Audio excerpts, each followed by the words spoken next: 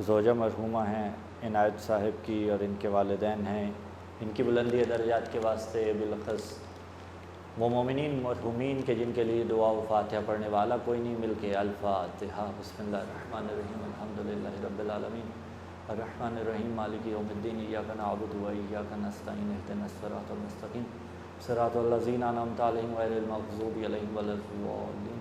بسم اللہ الرحمن الرحیم، قل هو اللہ احد اللہ الصمد، لم یلد ولم یولد ولم یکن لہ کفوا احد، کذالک اللہ ربنا۔ بسم اللہ الرحمن الرحیم، قل هو اللہ احد اللہ الصمد، لم یلد ولم یولد ولم یکن لہ کفوا احد، کذالک اللہ ربنا۔ بسم اللہ الرحمن الرحیم، قل هو اللہ احد اللہ الصمد، لم یلد ولم یولد ولم یکن لہ کفوا احد، کذالک اللہ ربنا۔ اللہم وابع الثواب الی ارواح جمیع المؤمنین والمؤمنات، اللہم اغفر للمؤمنین والمؤمنات والمسلمین والمسلمات الاحیاء منہم والاموات، تابع اللہم بیننا وبینہم بالخیرات، انکا مجیب الدعوات، انکا علی کل شیء قدیر۔ رب صلی علی محمد و آل محمد صلوات۔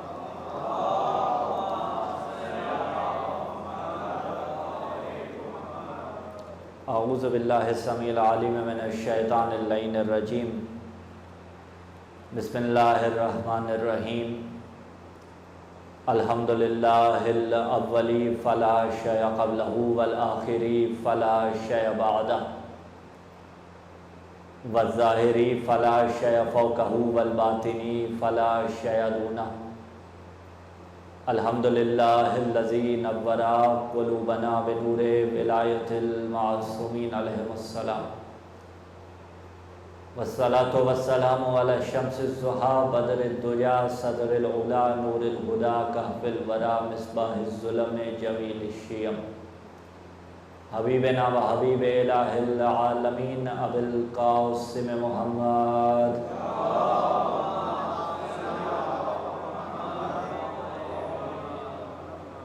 وعلی اہل بیت النبوہ و معدن الرسالہ الذین اذھب اللہ عنہم الرجس وطہرہم تطہیرا۔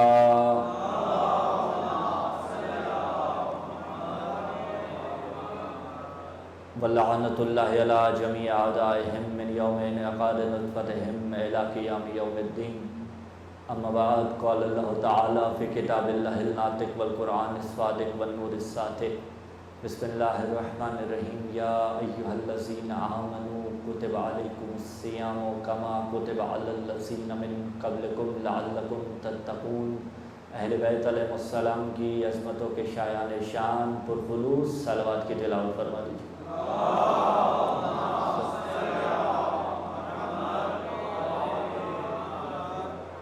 آپ سے وعدہ تھا 9:30 کا، لیکن سفری مصروفیت کی وجہ سے اور میری سے ازاحی کی باعث ہمیں 10 منٹ تاخیر ہوئی، اس کے لیے معذرت خواہ ہیں۔ سامعین عزیز وقار، موالیان حیدر کرار، محبان آل اطہار، بحمد اللہ، بتوفیق الہی و بتائید محمد و آل محمد علیہ السلام، ایام امیر المومنین علی ابن ابی طالب علیہ السلام میں بعنوان شہر رمضان اور ولایت علی علیہ السلام ہمارے سلسلہ گفتگو کی نشست ثانی اور گزشتہ سے پیوستہ کرتے ہوئے سلسلہ گفتگو اس نہج پر رکا تھا کہ پروردگار عالم نے جو روزے کو انسان پر واجب قرار دیا، اس کے نتیجے میں 2 طرح کے فائدے اس انسان کو عطا کیے۔ کچھ فوائد وہ ہیں کہ جو مادی فوائد ہیں، اور کچھ فوائد وہ ہیں کہ جو معنوی فوائد ہیں۔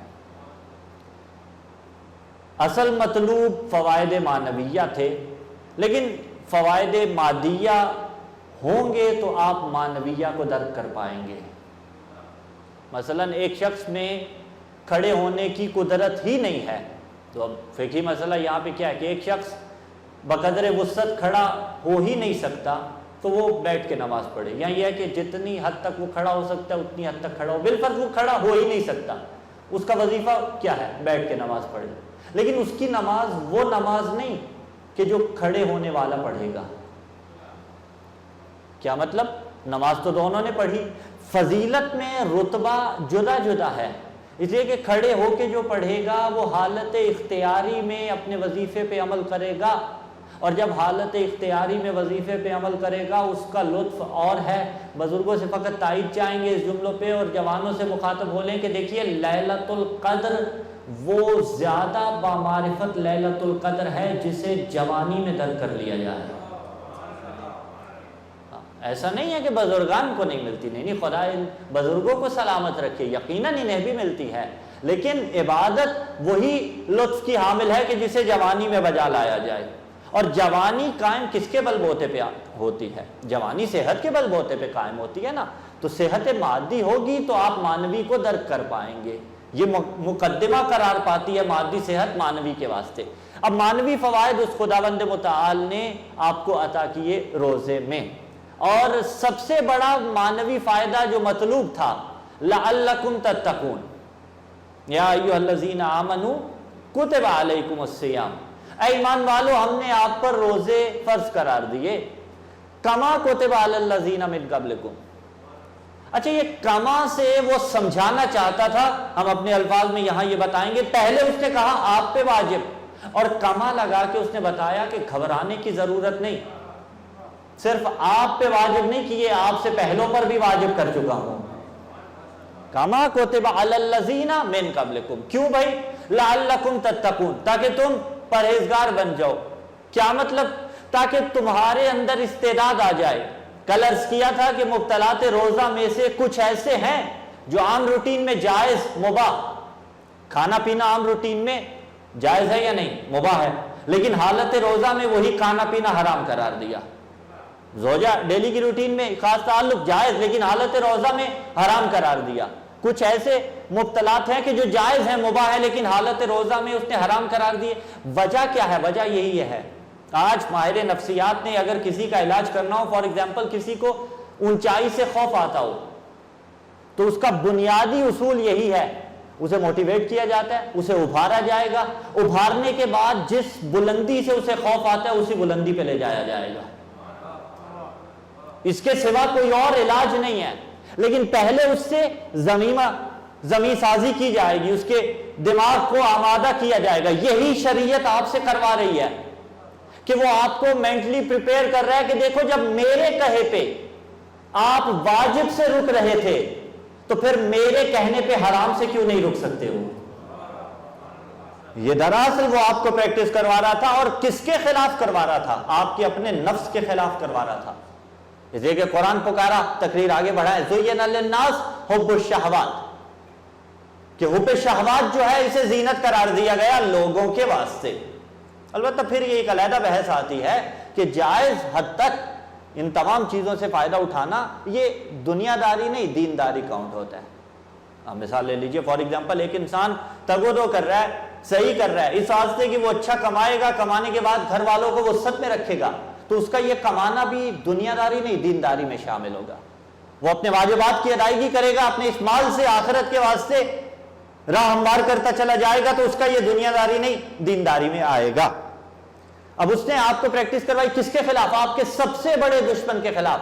آپ کہیں گے اسے تو جکڑ دیا گیا رمضان میں، نہیں، اس سے بھی بڑا ایک دشمن ہے جسے روایت نے کہا ادا عدوی کا نفس کلتی بین جنبیک، کہ آپ کا سب سے بڑا دشمن آپ کا وہ نفس ہے، بین جنبیک، جو دو آپ کے پہلوؤں کے درمیان ہے۔ لیکن اس نفس کو آپ 30 دن یا 29 دن پامال کرتے ہو، اور جب آپ پامال کرتے ہو پھر آپ کے اندر وہ ملکہ پیدا ہو جاتا ہے کہ آپ اس منزل تقوی پہ پہنچ جاتے ہو، لعلکم تتقون، پرہیزگار، ٹھیک ہے۔ اور اگر صوم کو بھی لیا جائے تو صوم کا معنی امساک ہے، یعنی روکنا، یہ پرہیزگاری روکنے کے نتیجے میں پیدا ہوگی۔ اور اب ایک گزارش تمام موالیان حیدر کرار تک پہنچائیں کہ جب تکلیف ما لا یطاق وہ نہیں دیتا، جب ذمہ داری اس نے عائد کی ہے تو تکلیف ما لا یطاق نہیں ہو سکتی نا۔ ما لا یطاق تکلیف اس تکلیف کو کہا جاتا ہے جس کو اٹھانے کی وسعت ہی نہ ہو، جس کو پورا کرنے کی ایک انسان کے اندر قدرت، طاقت، استعداد ہی نہ ہو۔ اسے کہا کہ واجب قرار دیا، ہاں کچھ کو استثناء دیا، ایام معدودت، فمن کان منکم مریضا وعلی سفر فعدۃ من ایام اخر، جو مریض ہو یا سفر میں، البتہ ہر مریض نہیں، وہ کیسا مریض ہو آپ جانتے ہیں، علماء سے آپ سنتے رہتے ہیں، کیسا مریض ہو، جس کا مرض بڑھ جانے کا خوف ہو، یا یہ ہے کہ اس کی بیماری ٹھیک نہ ہوتی ہو، ایسا مریض اس طرف نہیں جانا، لیکن اتنا دیکھیے استثناء جن جن کو دیا ان کے سوا ہر اس پہ واجب قرار دیا جو حالت بلوغ کو پہنچ جائے۔ عزیزان گرامی، ایک قدر نہایت احترام کے ساتھ بزرگان کی خدمت میں ایک گزارش، عمر بلوغ آپ سنتے رہتے ہیں، بچوں کے واسطے، لڑکوں کے واسطے 15 برس قمری، البتہ کچھ علامات بلوغ بھی ہیں، وہ اگر ظاہر ہو جائیں تو اس سے پہلے وہ آپ فقہی کتب کی طرف رجوع کر سکتے ہیں، لیکن بیٹیوں میں، بچیوں میں عمر بلوغ کیا قرار پائی؟ 9 سال، اور وہ بھی شمسی اعتبار سے نہیں، قمری اعتبار سے۔ اور قمری اعتبار سے 9 سال 8 سال اور کچھ ماہ لگتے ہیں، ہر سال 10 دن کا جو فرق پڑتا ہے۔ 9 سال قمری اعتبار سے ہو جائیں تو روزہ واجب۔ بچوں کے معاملے میں معاملہ پھر بھی بہتر ہے، ماؤں تک اگر آواز پہنچ رہی ہے تو یقیناً وہ سن رہی ہوں گی، لیکن اگر نہیں پہنچ رہی تو پھر یقیناً سوشل میڈیا کی وساطت سے پہنچے گی۔ بچوں کے معاملے میں معاملہ پھر بھی ایک حد میں قابل کنٹرول ہے، لیکن بچیوں کے معاملے میں مجھے دیکھنا ہے، سب سے پہلے حسنین عباس کو دیکھنا ہے کہ اگر میرے ماتحت میں کسی بچی کا ولی ہوں اور اس کی عمر 9 سال قمری ہو گئی تو بچی تو معصوم ہے، اسے ابھی تمیز نہیں فیکی، لیکن اسے میں نے سکھانا ہے، اور اگر میں نے اس کا سرپرست ہوتے ہوئے اسے چھوٹ دے دی تو گویا میں شریعت کے متصادم آ رہا ہوں نا۔ اب سوال یہاں پہ پیدا ہو جاتا ہے کہ مولانا نہیں، بچی تو بہت چھوٹی ہوتی ہے، ٹھیک ہے، ہاں یہ ہے نکاح کے قابل نہیں ہوگی اتنی چھوٹی سی بچی، یہ حقیقت ہے بالخصوص برصغیر پاک و ہند کی، لیکن اس کا یہ مطلب نہیں ہے کہ اگر کوئی قابل نکاح نہ ہو تو پھر روزہ بھی اس سے ساقط ہو گیا۔ عمر بلوغ تک تو وہ پہنچ جاتی ہیں، یعنی روزہ اس پہ واجب ہے۔ ہاں پھر استثناء دیا شریعت نے کہ بالفرض کسی بچی کے لیے روزہ رکھنا اتنا دشوار ہے کہ اسے پیاس بہت زیادہ لگتی ہے، تو ایسی سچویشن اگر بن جائے کہ اس کے لیے روزہ جاری رکھنا محال ہو جائے، عسر و حرج کا باعث بن جائے، تو یہاں فقہا بیان فرماتے ہیں کہ اس سچویشن میں اتنا پی لے جتنے سے اس کا یہ عسر و حرج ٹل جائے۔ لیکن بالاصل یہ بڑا ریئر کیس ہوتا ہے، 100 میں سے 1-2 ایسے کیسز آتے ہیں، وَإِلَّا بالاصل کیوں بنانے والا وہ ہے تو جانتا بھی وہ ہے، تو سب سے پہلے ہمیں اس ذمہ داری کی طرف متوجہ ہونا ہے۔ یہ بات میں سے بات نکل آئے گی تھی، خفا تو نہیں ہو گئے گی؟ صلوات پڑھیے محمد وآل محمد کی طرف، اللہم صلی علی محمد وآل محمد۔ سلامت رہیے، ہمارا انداز سخن کچھ اسی انداز سے چلتا رہتا ہے۔ تو اب اس سے کہا اس لیے میں نے تم پہ ضروری قرار دیے کہ تم متقی بن جاؤ۔ متقی بنو گے تو ہوگا کیا؟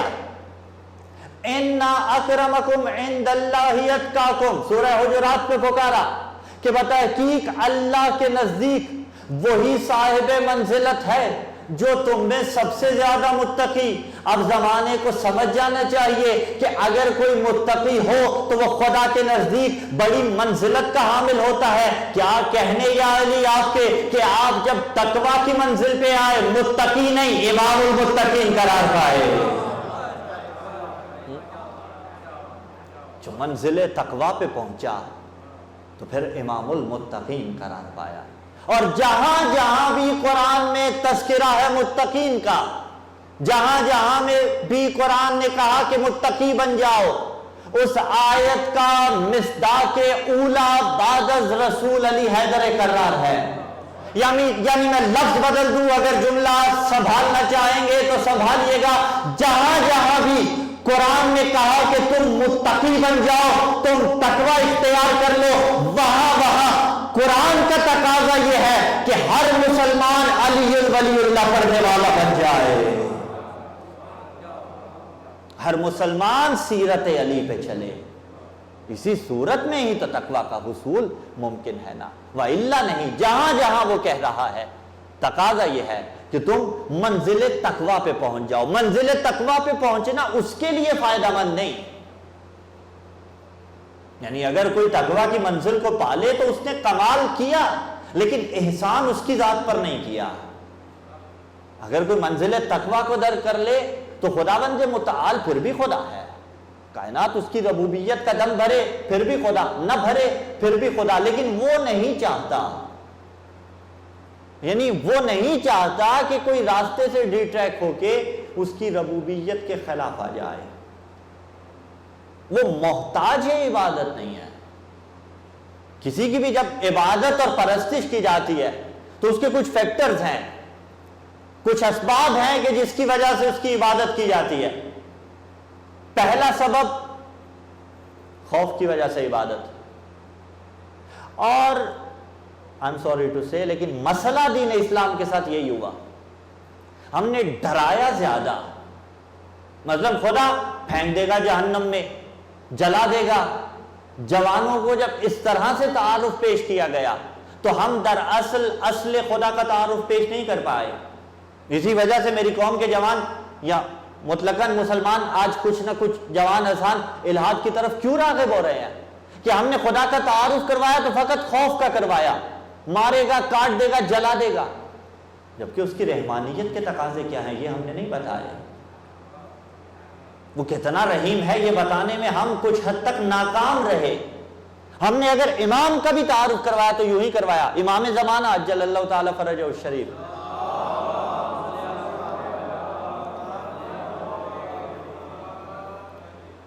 مثلا ادھر نام لیا جائے، ادھر ذہن میں تلوار، گردنیں سر ہوا میں.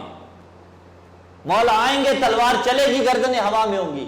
عزیزان گرامی یہ قدر، یہ تعارف ہے لیکن منزل ثانی کا تعارف منزل اول پہ کرایا گیا.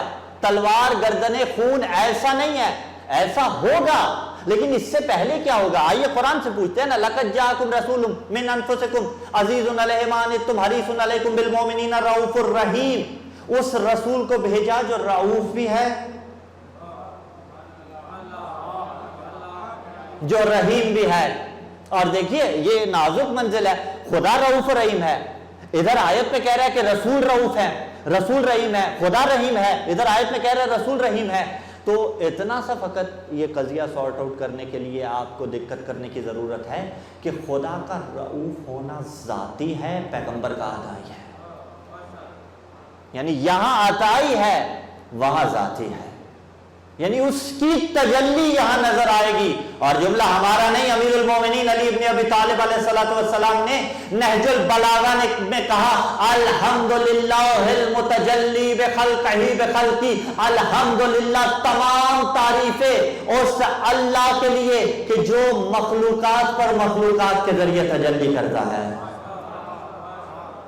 الحمدللہ المتجلی لخلقہ بخلقی، خلق کے واسطے مخلوقات ہی کے ذریعے تجلی کرتا ہے. تو اب اس کا رؤوف رحیم ہونا ذاتی، پیغمبر اسلام صلی اللہ علیہ وسلم کا عطائی. اب رؤوف، خدا کا رؤوف نمائندہ بن کے آ رہا ہے. امام میں بھی تو وہی تجلی ہوتی ہے. وہ رؤوف مولا کے نمائندے بن کے آ رہے ہیں. گردنیں اڑیں گی لیکن منزل اول کے بعد. موعظہ حسنہ پہلے ہے. ایسا نہیں ہو سکتا کہ موعظہ حسنہ نہ ہو اس کے بعد ڈائریکٹلی گردنیں اڑائی جائے. نہیں، موعظہ حسنہ کے بعد جو منقلب ہوا، ہاں پھر اس کے لیے ذوالفقار حیدری ہے، اس میں کوئی شک نہیں. یہی خدا کے ساتھ معاملہ ہے کہ وہ دعوت دے رہا ہے تفکر کیجئے، تفکر ڈھونڈیے، تلاش کیجئے. اگر پا لیا تو معاف کر دے گا، ہاں نہ پایا پھر سرکشی کی تو پھر اس کے بعد وہ جلائے گا.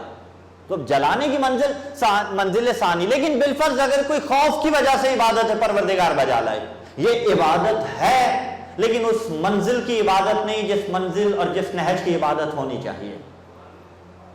بھائی بیٹا بابا کے ڈر سے، مار سے نماز پڑھے تو قبول تو پھر بھی شاید خدا کر لے، لیکن وہ نماز نہیں ہے. بلکہ اگر بابا کی سیرت پہ چلتا ہوا نماز پڑھے تو وہ نماز قرار پائے گا. ہاں کہ رات کے آخری پہر میرا بابا نماز شب کے لیے اٹھتا ہے تو میں بھی اٹھوں، لیکن اگر بابا کے خوف سے اٹھا تو نہیں. خوف کی وجہ سے عبادت ہے لیکن اس نہج کی نہیں. اگلی منزل احتیاج کی وجہ سے عبادت. اور یہ دستور دنیا ہے، ایک سے دوسری بار دیا جائے تو دھتکار دیا جاتا ہے، لیکن وہ شب کی تاریکیوں میں اپنے دروازے کھول کے پکار کے کہہ رہا ہوتا ہے کون ہے جو آل محمد کا صدقہ مجھ سے طلب کرے. اس نے لیلۃ القدر کو مقرر کیا، کون ہے جو لے گا علی کا صدقہ، آؤ لے جاؤ. احتیاج کی وجہ سے عبادت، احسان کی وجہ سے عبادت.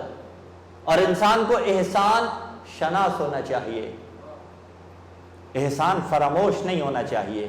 احسان شناسی کا تقاضا کیا ہے؟ سورہ بقرہ ہی میں پکارا ہے، ایڈریس 21، بسم اللہ الرحمن الرحیم. یا ایھا الناس اعبدوا ربکم الذی خلقکم والذین من قبلکم لعلکم تتقون.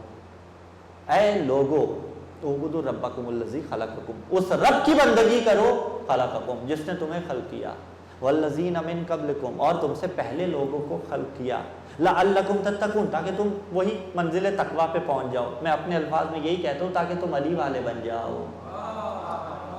آج پہنچے صاحبان، مولا امیر ہی کا پیرو ہونا ہے نا، ٹھیک ہے۔ اب دیکھیے ذرا امیجن کیجئے ایک لحظے کو، خلق کرنے والا خداوند متعال کی ذات، کیسا خلق کیا، کتنا خوبصورت خلق کیا۔ حسن باطنی اگر کمال ہے تو ظاہری بھی کمال ہے بابا، حسن ظاہری کمال ہے، حسن ظاہری لطف ہے۔ بالفرض 2 کے بجائے 1 ہاتھ دیتا کیا بگاڑ لیتے ہم آپ؟ 2 ٹانگوں کے بجائے 1 ٹانگ بنا دیتا کیا کر لیتے ہم اور آپ؟ یہ آئی بروز کے درمیان جو جگہ ہے یہ اتنی کنجسٹڈ کر دیتا کہ دیکھنے والے ہمارا مذاق اڑاتے، گو کہ جائز نہیں ہے، شریعت نے اجازت نہیں، لیکن بالفرض کیا کر پڑتے آپ؟ اور آج دیکھ لیجئے ایک سانس لینے کے لیے یہ زندگی کی جو سانس کی ڈوریاں ٹوٹ رہی ہیں کووڈ کی وجہ سے، خدا تمام مریضوں کو شفا کاملہ عاجلہ نصیب عطا فرمائے، اور نہ فقط مومنین کو، مسلمین کو، تمام انسانوں کو، ہر ایک کو خدا شفا کاملہ عاجلہ نصیب عطا فرمائے۔ ہماری تو یہی دعا ہے، ٹھیک ہے۔ لیکن جو زندگی کی ڈوریاں ٹوٹ رہی ہیں، کتنا مشکل ہے یہ سانس لینا، اور شاید اس سے پہلے کبھی میں نے اور آپ نے یہ تصور ہی نہیں کیا تھا کہ جو سانس لینا ہے یہ کتنی بڑی نعمت ہے۔ جب انسان اس طرف تفکر کرے تو بے ساختہ سر سجدے میں رکھنے پہ مجبور ہو جاتا ہے۔ فَبِأَيِّ آلَاءِ رَبِّكُمَا تُكَذِّبَانِ، میں نے اس لیے خلق کیا کہ میری عبادت کرو۔ خوف کی وجہ سے عبادت کے جلا دے گا، جہنم میں پھینکے گا، عبادت ہے لیکن اس منزل کی نہیں۔ ہاں اگر خوف کی وجہ سے عبادت کرتے ہو تو بھی جائز ہے کہ مالک یوم الدین خدا ہے۔ اگر احسان کی وجہ سے عبادت کرتے ہو اور اگر احتیاج کی وجہ سے عبادت کرتے ہو تو بھی جائز ہے۔ احسان کی وجہ سے کرو، احتیاج کی وجہ سے کرو، ایاک نعبد و ایاک نستعین ہے،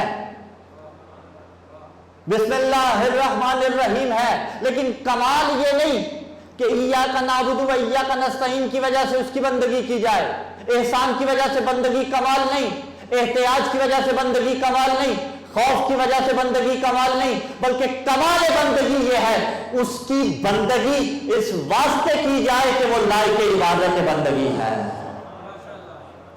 وہ لائق عبادت ہے۔ جائے زمانہ تلاش کرے کوئی ایسا بھی ہوگا جو اس کی عبادت خوف کی وجہ سے نہ کرتا ہوا نظر آئے، جو اس کی عبادت احتیاج کی وجہ سے نہ کرتا ہوا نظر آئے، جو اس کی عبادت احسان کی وجہ سے نہ کرتا ہوا نظر آئے۔ اگر کوئی آپ کو ملے تو ہمیں دکھلائیے، اگر نہ ملے تو آئیے ہم دکھاتے ہیں کہ میرے اور آپ کے مولا علی حیدر کرار یہ کہتے ہوئے نظر آئے کہ ما عبدتک خوفا من نارک ولا تمہن فی جنتک بل وجدتک اہلا للعبادتک فعبدتک۔ میرے اللہ علی تیری عبادت جنت کے لالچ میں نہیں کرتا، علی تیرے سجدے جہنم کے خوف سے نہیں کرتا، بلکہ تو لائق عبادت ہے، اس لیے علی تیرے سامنے پیشانی جھکاتا ہے۔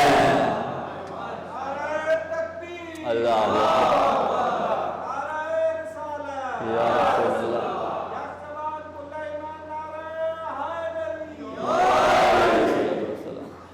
بل وجدتک اہلا للعبادتک فعبدتک، بلکہ لائق عبادت تجھے پایا اس لیے تیری بندگی کرتا ہوں۔ اور صرف علی نہیں، اہل بیت علیہ السلام تمام کے تمام اس کی بندگی اس واسطے کرتے ہیں کہ وہ لائق عبادت ہیں۔ یہی چیز مجھے دیکھنی ہے کہ علی کو اس لیے مانا کہ علی ماننے کے لائق ہے۔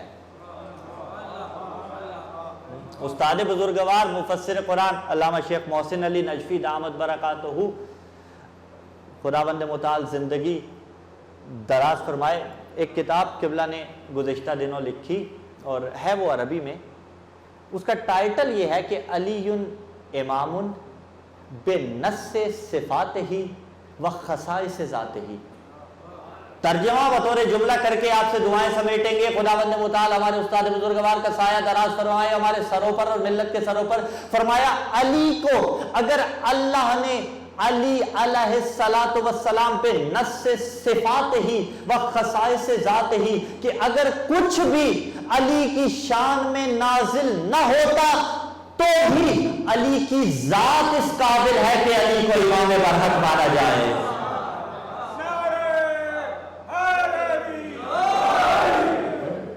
بے نص صفات ہی، نص قرآنی نہیں کہا بلکہ بے نص صفات ہی، یعنی صفات علی اس قابل ہے کہ علی کو امام مانا جائے، وہ خصائص ذات ہی۔ اور یہی خلیل بن احمد فرائضی نے کہا تھا جب اس سے پوچھا گیا کیا دلیل ہے تیرے پاس علی امام برحق ہے، تو اس سے عجیب جملہ ارشاد فرمایا، اس نے کہا احتیاج الکل الیہ وعدم احتیاجہ الی الکل دلیل علی انہ امام الکل، یعنی اس نے کہا سب کا علی کے دروازے میں آنا اور علی کا کسی کے دروازے میں نہ جانا علی کے خلیفہ ہونے کی دلیل ہے۔ آواز رہی ہے احتیاج الکل الیہ وعدم احتیاجہ الی الکل دلیل علی انہ امام الکل۔ تو جس نے بھی بندگی کا سلیقہ سیکھا آل محمد سے سیکھا کہ وہ اس کو جھکتے تھے لائق عبادت سمجھ کے، اور اسی مقام پہ علی نے فخر کیا الہی کفا بعزن ان اکون لک عبدا۔ علی کو بڑے کمالات ملے، ذوالفقار ملی، فخر نہیں کیا، اس لیے کہ یہ علی کے واسطے باعث فخر نہیں کہ ذوالفقار ملی، یہ ذوالفقار کو شرف حاصل ہے کہ علی کے ہاتھ میں آ گئی۔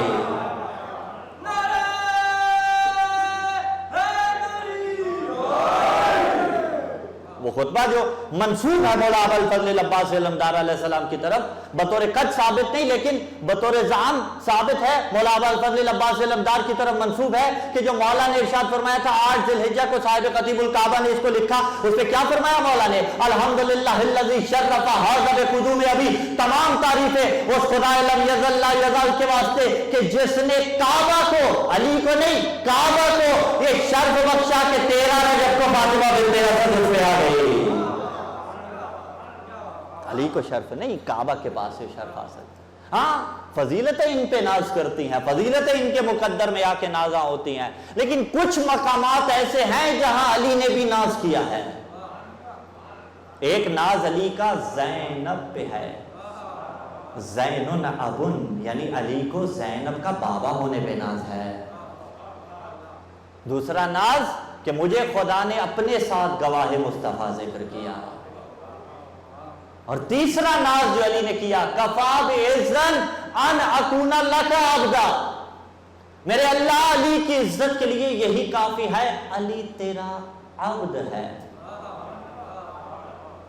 خارج از عبدیت نہیں ہے، یہ قرآن پکارا سبحان الذی اسری بعبدہ، پاک ہے جو اپنے عبد کو لے گیا، لیکن جملہ کہیں جن پہ عبدیت نازع ہو انہیں محمد و علی کہا جاتا ہے۔ الہی کفا بعزن ان اکون لک عبدا، میری عزت کے لیے یہی کافی ہے علی تیرا عبد ہے۔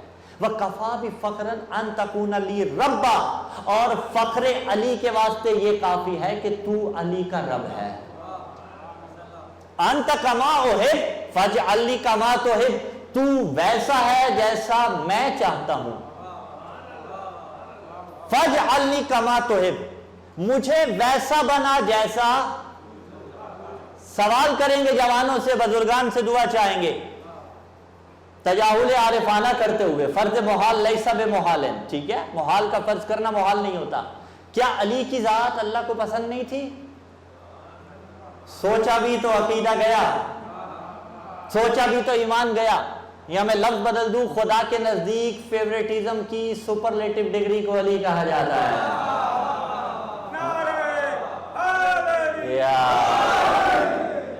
لیکن پھر مولا فرما رہے انت کما احب فاجعلنی کما تحب، تو ویسا ہے جیسا میں چاہتا ہوں، مجھے ویسا بنا جیسا تو چاہتا ہے۔ اگر یہ جملہ سمجھ لیا تو پھر دعائے کمیل پہ بھی اشکالات نہیں ہوں گے قطعاً۔ دراصل علی مجھے اور آپ کو بندگی کا سلیقہ سکھا رہے تھے، بتا رہے تھے کہ کس طرح اس کی بارگاہ میں حاضر ہونا ہے۔ اس لیے کہ اگر علی نہ بتاتے تو پھر کون بتاتا؟ اللہم اغفر لی الذنوب الذی تنزل البلاء۔ اب سمجھ لیجئے سارے دعائے کمیل کے جملے، بار الہ میرے وہ گناہ معاف فرما، میرے وہ گناہ معاف فرما۔ کیوں؟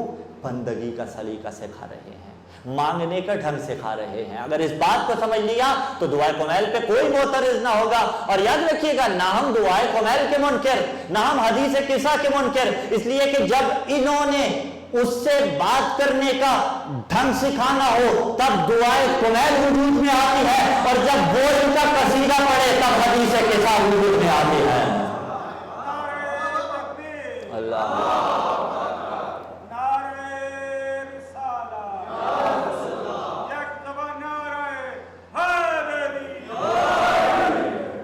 یہ دعائے قمیل انہیں اس تک لے کے جاتے ہیں، وہ حدیث قصہ میں ان تک لاتا ہے۔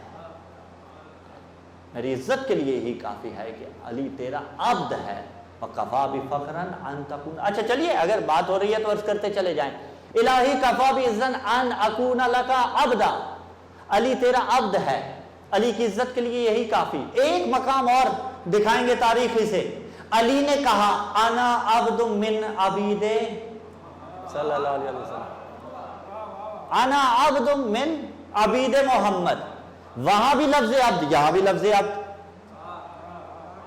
کفا بعزا ان اکون لک عبدا، یہاں کہا انا عبد من عبید محمد۔ تو تھوڑی سی نازک بحث ہے لیکن میرے ساتھ چلیے گا بھائی، عبد کا معنی بالنسبہ تبدیل ہوتا ہے۔ بہت سارے بزرگان دین ہمارے جن کے اسماء عبد الحسین، عبد العلی، عبد الزہرا، صاحب کتاب القدیر، عبد الحسین امینی علیہ رحمہ، یہ تھے، ٹھیک ہے۔ تو اب عبد کا معنی جب خدا کے لیے ہوگا تو اور ہے، بالنسبہ رسول اللہ کے لیے۔ علی کے دونوں ہم نے شاہد مثال رکھے، کفا بعزا ان اکون لک عبدا، یعنی یہاں علی کہہ رہے ہیں میں عبد اللہ ہوں۔ عیسیٰ نے بھی کہا نا انی عبد اللہ آتانی الکتاب وجعلنی نبیا، وہاں کہا انا عبد من عبید محمد، یعنی وہاں کہا کہ میں عبد الرسول ہوں۔ تو معنی کیا ہے؟ معنی یہ ہے کہ جب خدا کے لیے استعمال کیا علی نے کہ کفا بعزا ان اکون لک عبدا، تو اس کا مطلب یہ ہے کہ جس کے سامنے علی کی پیشانی جھکتی ہے وہ فقط اور فقط خدا لم یزل کی ذات ہے۔ جب کہا نا انا عبد من عبید محمد، تو مطلب یہ نہیں تھا کہ میں محمد کا عبد ہوں اس معنی میں عبد ہوں کہ محمد کے سامنے سجدہ کرتا ہوں، نہیں، یہاں محمد کے لیے جب کہا عبد من عبید محمد تو کہا میں مطیع رسول ہوں، میں پیرے رسول ہوں۔ اور یہاں پہ ترجمہ کیا جاتا ہے غلام، جی اب کو دیکھتے ہوئے غلام ترجمہ کرنا بالکل درست ہے، لیکن کیوں کیا جاتا ہے ذرا سمجھیے گا۔ غلامی کا کانسیپٹ ابھی ختم، ٹھیک ہے، پرانے زمانے میں ہوا کرتے تھے غلام اپنی جان پر، اپنے مال پر کوئی حق تصرف نہیں رکھتا تھا، آقا کہتا تھا سو تو سو جاتا تھا،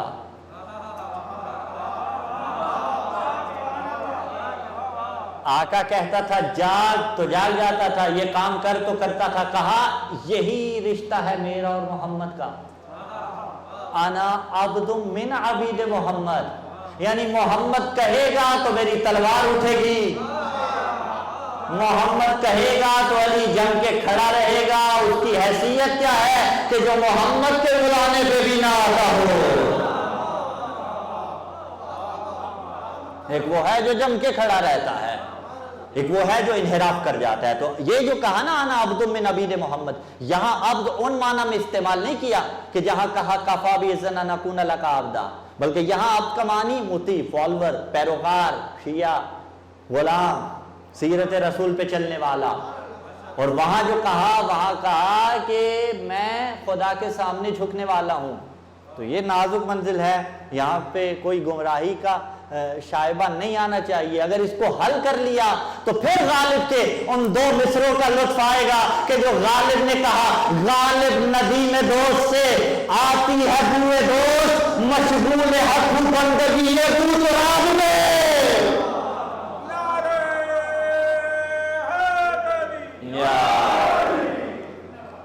کفا بعزا ان اکون لک عبدا وکفا بی فخرا ان تکون لی ربا، اور فخر علی کے لیے یہی کافی ہے کہ تو علی کا رب ہے۔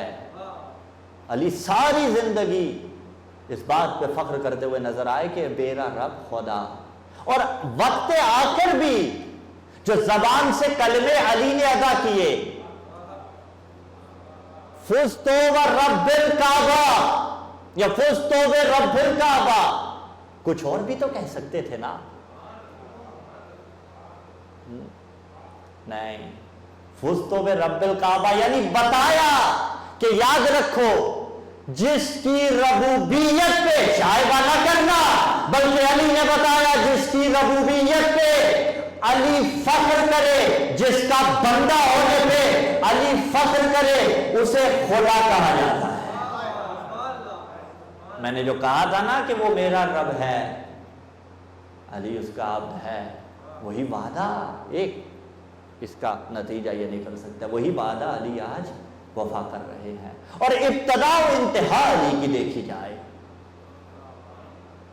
من اللہ الی اللہ، کلمہ استرجاع آپ جاری کرتے ہیں زبان پہ، انا للہ و انا الیہ راجعون، ہم اللہ ہی کے لیے ہیں اور اسی کی طرف ہم نے لوٹ کے جانا ہے۔ اچھا، من ابتداء غایت کے لیے آتا ہے، الی انتہاء غایت کے لیے آتا ہے۔ مثلا ہم اسلام آباد سے چلے راول پنڈی آ گئے، من الاسلام آباد الی راول پنڈی، ٹھیک ہے، سٹارٹنگ پوائنٹ من، ڈیسٹینیشن الی، لام آتا ہے علت کے واسطے، علت، آپ مجلس میں آئے کیوں آئے؟ للہ آئے، روزہ رکھا کیوں رکھا؟ للہ رکھا، للہ، للرسول، للحسین، لعلی، اس طرح سے، ٹھیک ہے، لام آتا ہے علت کے واسطے۔ آئے ہیں من اللہ، جانا ہے اللہ، یہ جو درمیان کا دورانیہ ہے اس میں اگر للہ ہو جائیں گے تو نجات مل جائیں گے،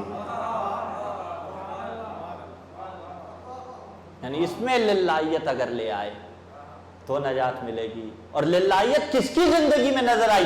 اولین و آخرین میں سے کس نے یہ دعویٰ کیا کہ میں کامیاب ہو گیا؟ سوائے علی کے کوئی ایسا نظر نہیں آیا جو یہ دعویٰ کرتا ہوا نظر آئے کہ علی کامیاب ہو گئے۔ ابتدا دیکھیے تو ابتدا بیت اللہ ہے، انتہا بھی بیت اللہ ہے، ابتدا بھی اللہ کا گھر ہے، انتہا بھی اللہ کا گھر ہے، یعنی علی کی ابتدا بھی خدا کی ذات ہے، انتہا بھی خدا کی ذات ہے۔ ان دو انتہاؤں کے مابین علی نے زندگی گزاری، لیکن بڑی مظلومانہ زندگی علی نے گزاری۔ آج کوئی دنیا کے کسی عہدے کا اہل ہو اور اسے نہ دیا جائے، کسی سے گلہ نہ بھی کرے، اپنے مقام پہ افسوس تو کرتا ہے نا، میری ذات کا پاس نہیں رکھا گیا، جو مقام میرا بنتا تھا مجھے دیا نہیں۔ ذرا سوچئے تو صحیح، حیثیت کیا تھی جو علی کے مقابلے میں آتے رہے، لیکن اتنی علی کی ذات کو زمانے نے اذیتیں دی جن کی کچھ حیثیت نہ تھی، وہ علی کے مقابلے میں لاتے رہے۔ اللہ جانے کیسے علی نے ایام گزارے۔ دو بہترین رفیق، کل ایک جملہ عرض کیا تھا، پیغمبر اسلام صلی اللہ علیہ وآلہ وسلم اور حضرت زہرا سلام اللہ علیہا علی کو چھوڑ چکے۔ 40 سال بعد ان کے بعد علی پارا جگر کے ساتھ جیتا رہا، اسی جگر شکستہ کے ٹکڑے ٹکڑے جگر پہ آخری ضرب سر پہ نہیں لگی، اس جگر شکستہ کے جگر پہ لگی، جانتا تھا زینب کی یتیمی قریب۔ حجرکم اللہ، حجرکم اللہ۔ آخری افطار علی نے حضرت ام کلثوم سلام اللہ علیہا کے گھر کیا، اس بیٹی کے گھر کیا جسے اللہ نے نعمت اولاد نہ دی تھی۔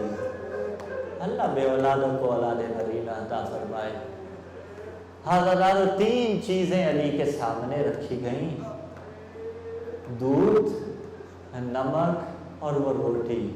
یہاں بھی میرے مولا نے عجیب انداز تبلیغ کا اپنایا، قربان جاؤں عظمت مولا پہ۔ کہا بیٹے جانتے ہو نا، 2 غذائیں علی نے کبھی ایک ساتھ یکجا نہیں کی، 2 نعمتیں علی نے یکجا نہیں کی۔ یعنی ممکنہ منزل مصائب میں کسی کے ذہن میں یہ سوال آئے کہ پھر ہمارا کیا بنے گا، تو خود مولا نے فرمایا تھا میں نے 2 روٹیوں پہ گزارا کیا۔ مجھے معلوم ہے تمہارے لیے یہ بات مشکل ہے، لیکن اتنا تو کرو، تقوی الہی میں میرا ساتھ دے دو۔ وہی جہاں سے تقریر کی ابتدا ہوئی، کہا بیٹے اٹھا لو۔ مولا نے جملے ارشاد فرمائے، فی حلالہا حساب، اے دنیا تیرے حلال میں حساب ہے، فی حرامہا عذاب، تیرے حرام میں عذاب ہے، اور فی شبہاتہا عتاب، اور اس کے شبہات میں عتاب ہے۔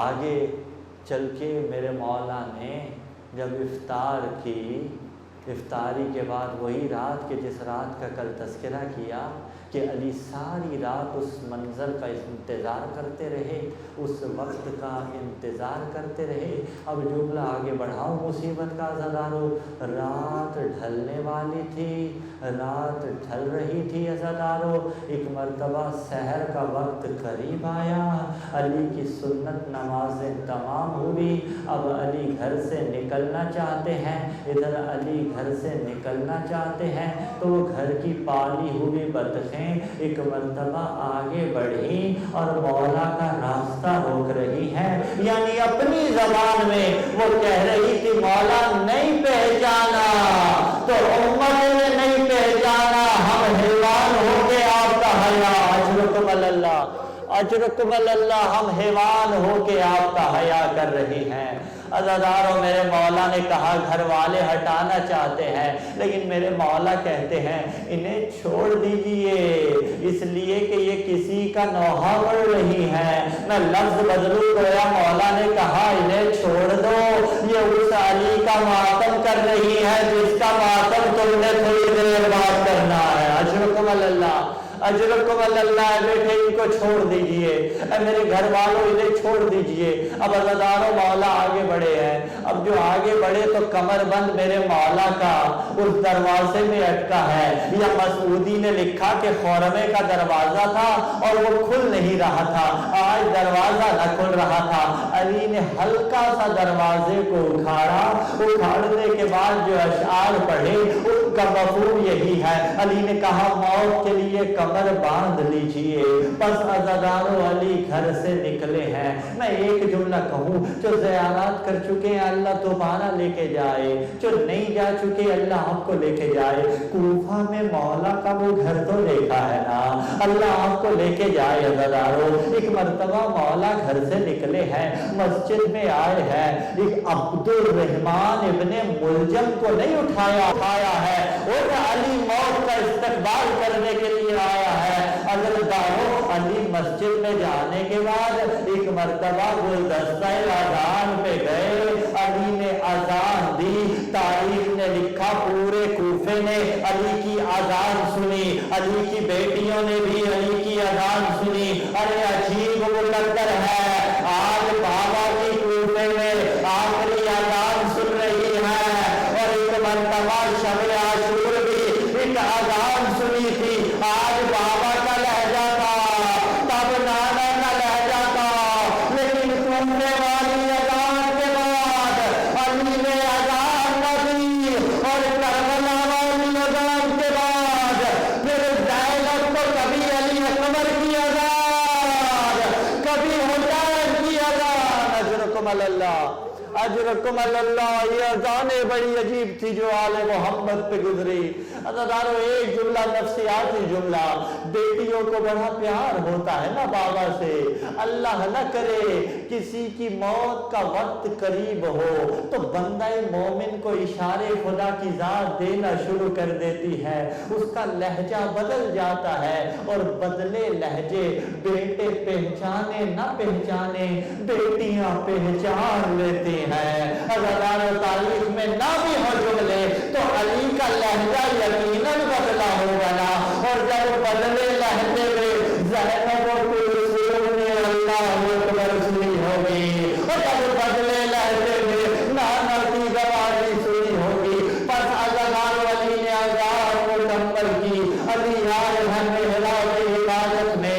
اب دو روایتیں ہیں، یا تو واجبی نماز تھی یا نافلہ نماز تھی، میں واجبی والی روایت کے تحت مسائل پڑھوں گا۔ عزادارو علی محراب میں آئے ہیں، علی نے نماز پڑھانا شروع کی، آپ نے گزشتہ شب لیلۃ القدر میں ایک عمل قرآن کیا تھا نا عزادارو، پہلے قرآن کو کھولا، اپنے سامنے رکھا، اور پھر قرآن کو اپنے سر پہ رکھا۔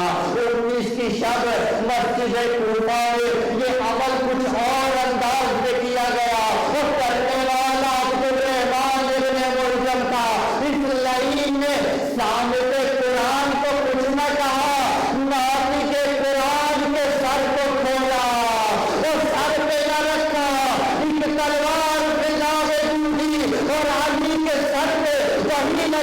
जहाँ अमर इब्न अब्द गद का वार था, इधर सर पे तलवार लगी, उधर अली ने कहा बिस्मिल्लाहि व बिल्लाहि व अला मिल्लति रसूलिल्लाह फुस्तवर रब्बे काबा। उधर पहला लोहा जिब्राइल ने पढ़ा, तहद्दमत वल्लाहि अरकानुल हुदा, और ज़ैनब की यमीनी अजरुकुम अल्लाह अजरुकुम अल्लाह तहद्दमत वल्लाहि अरकानुल हुदा। हाय अरकान हिदायत मुनहदम हो गए, हाय हिदायत के चराग गुल होने जा रहे हैं। अज़ादारों नमाजी इंतजार में थे कि अली कहेंगे सुबहान रब्बियल आला व बिहम्दिही, लेकिन अली ने ये नहीं कहा। अली ने कहा बिस्मिल्लाहि व बिल्लाहि व अला मिल्लति रसूलिल्लाहि। इधर अली ने मेहराब मस्जिद से थोड़ी सी खाक उठाई, बिला तस्बीह और अपने सर में डाली और आयत कुरानी पढ़ी, मिनहा खलकनाकुम व फीहा नुईदुकुम व मिनहा नुखरिजुकुम तारतन उखरा। अरे इसी मट्टी से अली ने बनाया था, इसी मट्टी में अल्लाह ने बनाया था अली को, इसी मट्टी में अली वापस जाएंगे। मरतबा अगर वाजिबी नमाज वाली रिवायत को लिया जाए, हसन से कहा हसन बेटे नमाज मुकम्मल करवाइए। अज़ादारों बाबा तड़प रहे हैं, हसन कह रहे हैं सुबहान रब्बियल आला व बिहम्दिही। बाबा तड़प रहे हैं, हसन कह रहे हैं अशहदु अल्ला इलाहा इल्लल्लाह वहदहु ला शरीका लहु व अशहदु अन्ना मुहम्मदन अब्दुहु व रसूलुहु। नाना राजी रहना, नाना तुम्हारा दीन बच गया, मेरे बाबा को दर्द लग गई। अज़ादारों हसन ने नमाज मुकम्मल करवाई। एक जुमला कहूँगा, बड़ी मुश्किल इमामत थी हसन की ये इमामत, लेकिन अज़ादारों ज़रा करबला में आइए, ला यौमा का यौमी का या अब्दुल्लाह, हुसैन तेरी गुरबत पे कौन ना कुर्बान जाए। वो हसन के सामने तो बाबा तड़प रहा था, लेकिन इधर हुसैन ने जो वक्त आखिर सजदा अदा किया, अकबर कत्ल करवा चुका था, कासिम की लाश से टुकड़े कर दूंगा। अजरुकुम अल्लाह अजरुकुम अल्लाह। अज़ादारों नमाज तमाम हुई, आज कोई ताकीबात नहीं कर रहा, आज अली को उठाया जा रहा है। अली को उठाना ही ताकीबात नमाज था, जो अली खुद अपने कदमों पे चल के गए थे।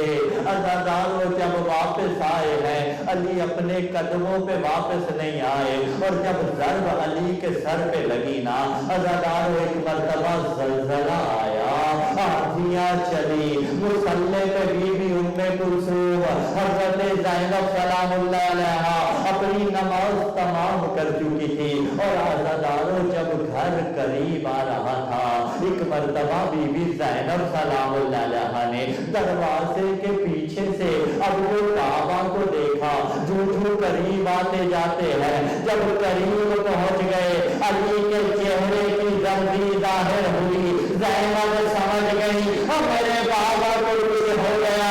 बस आखिरी जुमले अजीब मुकद्दर अली की बेटी का, आज दरवाजे के पीछे से बाबा का चेहरा देखा, उधर करबला में, अरे काबे के पीछे से। लेकिन फर्क है, ज़हरा का रोना यहाँ भी सुनाई दिया, अरे ज़हरा का रोना वहाँ भी सुनाई दिया। लेकिन बाबा जब घर में आए तो जख्म पे मरहम पट्टी की, लेकिन जब हुसैन के लाशे पे बेगौर नमाज ऐसे छोड़ा जैसे छोड़ी नहीं। अला लानतुल्लाहि अलल कौमिज़ ज़ालिमीन व सयअलमुल लज़ीना ज़लमू यमुनक़लिबून मातम अलैहि।